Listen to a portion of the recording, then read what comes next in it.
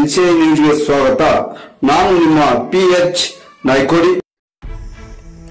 ದಿನಾಂಕ 22/4/2024 ಮಧ್ಯಾಹ್ನ ಭದ್ರಾವತಿ ನಗರದ ಹೊಸಮನೆ ಪೊಲೀಸ್ ಠಾಣಾ ವ್ಯಾಪ್ತಿಯ ಸತ್ಯಸಾಯಿ ನಗರದ ಕಡೆಗೆ ಮಾದಕ ವಸ್ತು ಗಾಂಜಾವನ್ನು ಸಾಗಾಟ ಮಾಡುತ್ತಿರುವ ಬಗ್ಗೆ ಬಂದ ಖಚಿತ ಮಾಹಿತಿಯ ಮೇರೆಗೆ ಪೊಲೀಸ್ ಉಪನಿರೀಕ್ಷಕರು ಹೊಸಮನೆ ಪೊಲೀಸ್ ಠಾಣೆ ಹಾಗೂ ಸಿಬ್ಬಂದಿಗಳ ತಂಡವು ಸ್ಥಳಕ್ಕೆ ಹೋಗಿ ದಾಳಿ ನಡೆಸಿ ಗಾಂಜಾ ಸಾಗಾಟ ಮಾಡುತ್ತಿದ್ದ ಆರೋಪಿಗಳನ್ನು ವಶಕ್ಕೆ ಪಡೆದು ಅಂದಾಜು ಮೌಲ್ಯ 4,50,000 ರೂಪಾಯಿಗಳ 7 ಕೆಜಿ 590 ಗ್ರಾಂ ಒಣ ಗಾಂಜಾವನ್ನು ಅಮಾನತುಪಡಿಸಿಕೊಂಡು NDPS ಕಾಯ್ದೆ ರೀತ್ಯ ಪ್ರಕರಣ ದಾಖಲಿಸಿ ತನಿಖೆ ಕೈಗೊಂಡಿರುತ್ತದೆ.